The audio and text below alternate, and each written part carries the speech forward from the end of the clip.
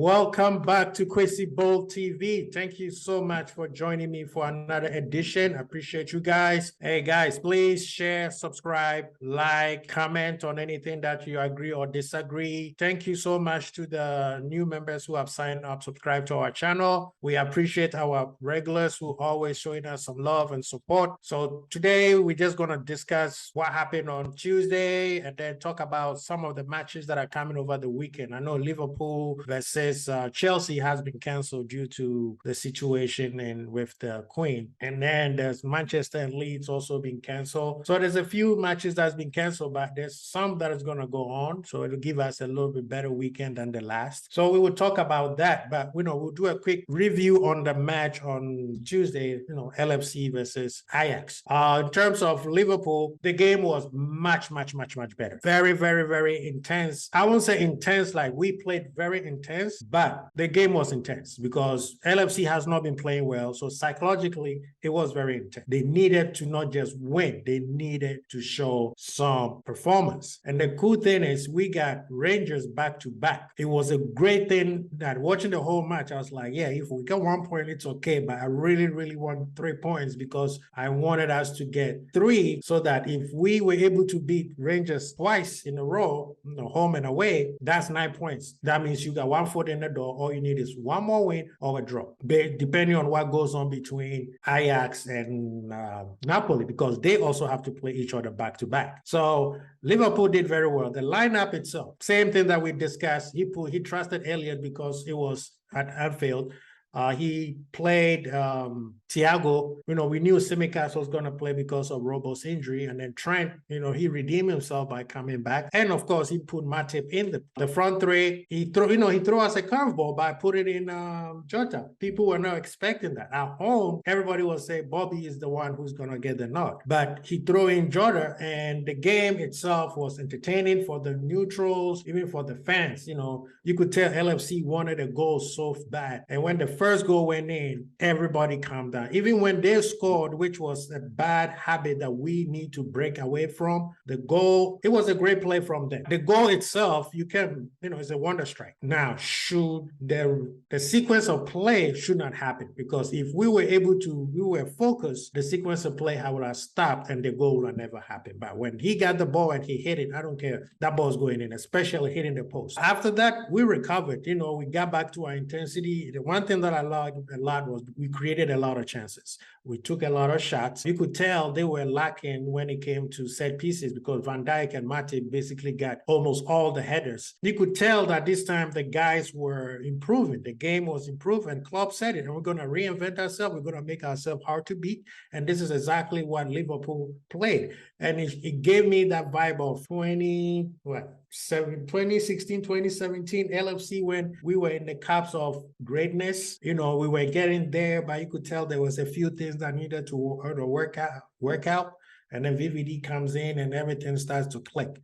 So you could tell that is what was going on with this match. Any little mistake, Ajax will win. Ajax, they have a lot of young players who have energy, athletic, so they would have given us a lot of hard work. But they realized real quick that Liverpool is a whole different animal, because you could tell they were tired. They were knackered, like a lot of fatigue. So the coach had to make a few substitutions during the course of the game. But of course, we have to talk about the man, the legend, Thiago. I mean, this man was just bossed the game left to right. They could not touch him. Everything that he touched would turn into goal. Talking about Mr. Midas, he played so well, and you could tell how much we miss him, because when he had the ball, we were calm. Him being in the midfield calmed us down, whether we had the ball or we didn't have the ball. And that is something that Klopp has been trying to institute in the team for a long time. And when he brought Thiago in, a lot of naysayers, he slows the game down. He doesn't. This is the reason why, because we play at his tempo and he has a lot of energy. People kind of downplay him because they feel like, he has too much injuries and situations like that. So they think that, oh, he's not strong enough to defend. He is very energetic, very athletic, and the man got techies for days. I mean, the dummy that he made during the pass from Trent, and then he dummies the ball, goes straight to Tsimikas. That one was like, what the hell are you taking the mick out of me, Thiago? And him being there, you could see everybody calm down. Now Van Dijk is more calm. There's not that many mistakes going in between the defense and the midfield. Everybody is organized. Fab reinvented himself. He's playing much better than like the Fab that we usually know. Trent, I gotta give a lot of props to Trent because defensively he was solid. He was running, bombing down the channels, and he was coming back. And that is the trend that we know. And the thing is, I know when it comes to Anfield, he plays well. It's very hard to find a game where Trent has played in Anfield that you'll be like, oh, this guy is not trying. Yes, sometimes you could see him jogging back and then defense-wise, but I will give him about 8 out of 10. He will ball out. Tsimikas also brought a lot of energy on the left side.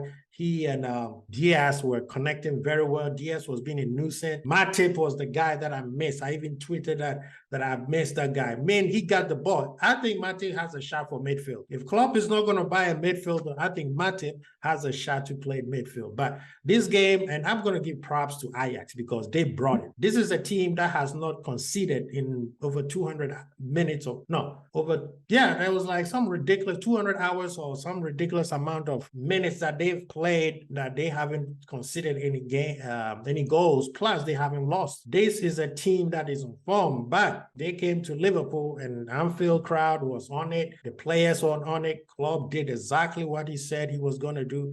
And I appreciate the coach because my man Klopp did exactly that. It seems like they tucked in Diaz and Salah. Jota, I've never seen Jota play like this in a long time. Like Jota is usually not as good as Bobby when it comes to being a false nine, but this game, Jota was amazing. Him dropping into midfield and transition the ball to Salah or Diaz or controlling the ball in the 10 area. And he and Thiago was just connecting so well. Usually, Jota will be the guy who's on the outlier. And when he gets the ball, he's going straight down your throat and try to score a goal. But this one, he was picking up passes, jumping, getting to the midfield holes, moving the ball. Like the transition between him and Salah and Diaz was just beautiful. And especially him and the midfielders, which made us control the midfield. So I have to give it up to Jota. So the coach did, I would say Klopp was just Klopp. That's it. You can't say anything about it.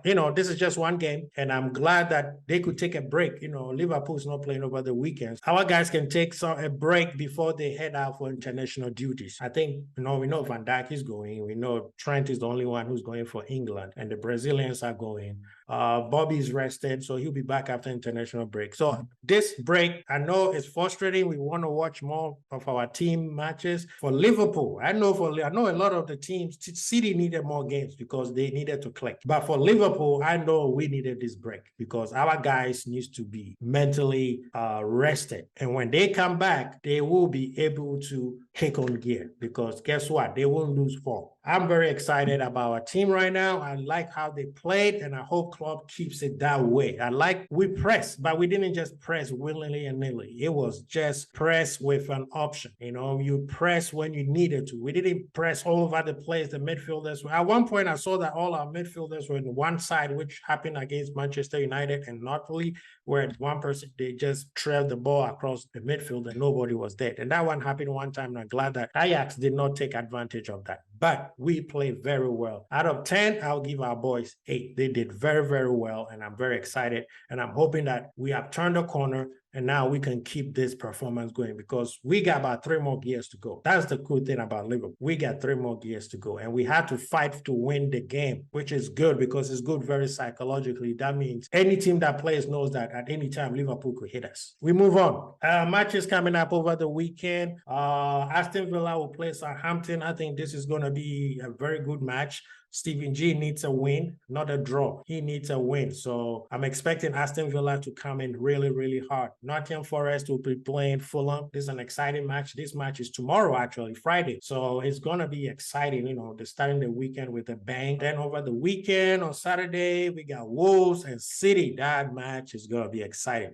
This is probably one of the toughest matches for City because Wolves are usually good defensively. They brought Costa from Brazil to come help him out because of their striker getting messing up his knee. So this is going to be a very, very interesting. I think that's the match of the weekend. Okay, and then also Newcastle, Bournemouth. Bournemouth has a few resurgence, you know, after they let Parker go. They're doing well, but this is Newcastle. Newcastle is a dangerous team, you know, with Isak playing for them now.